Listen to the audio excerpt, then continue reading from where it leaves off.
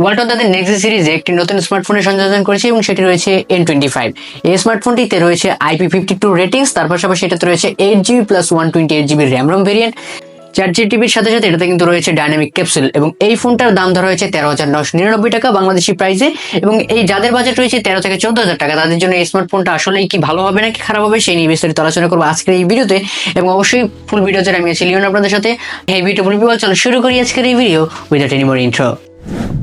সর্বপ্রথম যদি আমরা এই ফোনটার বিস্তারিত নিয়ে আলোচনা করি, সেখানে আমরা প্রথমে দেখতে পাবো এই ফোনটার বিল্ড ম্যাটেরিয়াল রয়েছে কিন্তু প্লাস্টিক, এবং এর ব্যাক প্যানেলের যে প্লাস্টিক বিল্ড ম্যাটেরিয়াল রয়েছে এবং তার পাশাপাশি এই ফোনটা একটা বক্স হিসেবে আসতেছে, যেটা কিন্তু খুবই ভালো লাগতেছে দেখতে। এবং এই ফোনটার যদি আমরা একটু বিস্তারিত আলোচনা করি তাহলে আমরা দেখতে পাবো এই ফোনটাতে রয়েছে কিন্তু 196 গ্রামের ওজন এবং তার পাশাপাশি 8.65 মিলিমিটার এর থিকনেস রয়েছে। এবং তার পাশাপাশি এই ফোনটাতে আমরা কালার হিসেবে পাচ্ছি প্লাস্টিক সিলভার, রেডিয়েন্ট পার্পল এবং স্যান্ড ব্ল্যাক, এই তিনটি কালার আমরা এই ফোনটাকে পেতে যাচ্ছি। এবং তার পাশাপাশি এই ফোনটার ডিসপ্লে সেকশন নিয়ে যদি আমরা কথা বলতে চাই, সেখানে আমরা দেখতে পাবো এই ফোনটার ডিসপ্লে সেকশনে রয়েছে 6.6 ইঞ্চির একটি 500 কাটআউটে এইচডি প্লাস ডিসপ্লে, এবং সেখানে কিন্তু এটা কিন্তু একটা আইপিএস প্যানেল। এবং তার পাশাপাশি এটাতে 90 হার্জ এর রিফ্রেশ রেট রয়েছে, 120 হার্জ এর টাচ স্যাম্পলিং রেট রয়েছে, 400 নিট পিক ব্রাইটনেস রয়েছে। এবং তার পাশাপাশি এটাতে কিন্তু আইপিএস ইনসেল টেকনোলজি ব্যবহার করা হয়েছে উইথ 2.5D গ্লাস ব্যবহার করা হয়েছে এটাতে। এবং তার পাশাপাশি আমরা যদি বলি এই ফোনটার স্পেশাল ফিচার্স হিসেবে এটা কিন্তু IP52 রেটিংস রয়েছে, মানে আপনার এই ফোনটা ডাস্ট এবং ওয়াটারপ্রুফ হবে। তার পাশাপাশি যদি আমরা ফোনটার পারফরমেন্স নিয়ে কথা বলতে চাই, সেখানে আমরা এই ফোনটাতে পাচ্ছি কিন্তু অপারেটিং সিস্টেম হিসেবে Android 13 এবং তাদের অফিসিয়াল ওয়ালটনের আমরা জানি ডিডো ওএস রয়েছে, সেটা কিন্তু আমরা এই ফোনটাতে পেয়ে যাচ্ছি। এবং তার পাশাপাশি এই ফোনটাতে যদি আমরা প্রসেসর হিসেবে দেখি, এখানে Younis SOC tiger T616 SOC রয়েছে, যেটি কিন্তু 2.0 GHz এর অক্টা কোর বেসিসে তৈরি করে, এবং এর জিপি হিসেবে রয়েছে মালি G57 এবং MP1।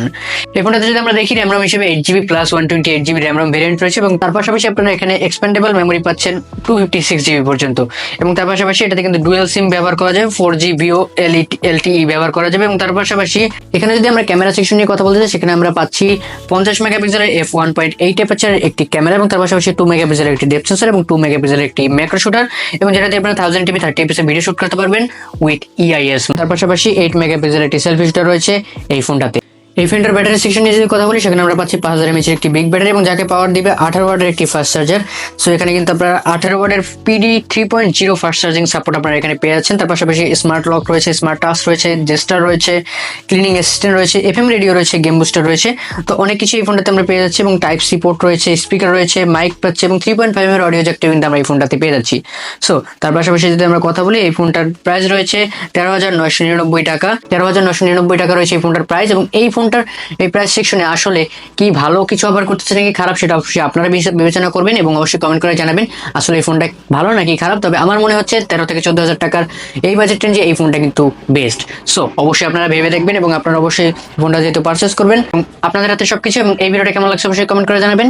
নেক্সট ভিডিও কি নিয়ে চান সেটাও কমেন্ট করে জানাতে পারেন। দেখা হবে নেক্সট ভিডিওতে নতুন কিছু নিয়ে। Till then still say be happy, tata, chill bro.